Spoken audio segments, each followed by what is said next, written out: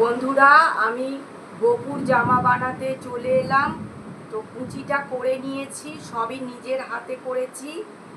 এইটা দড়ি বানিয়ে নিয়েছি নিজের হাতে।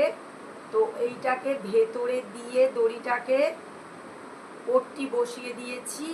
পট্টিটাকে সেলাই করে নেব।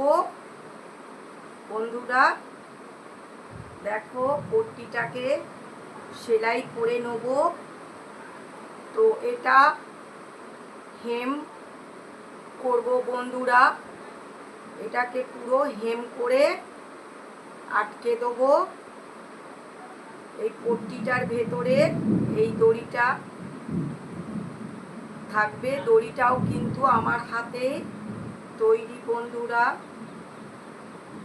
তো পুজোয় গোপুর জন্য বানাচ্ছি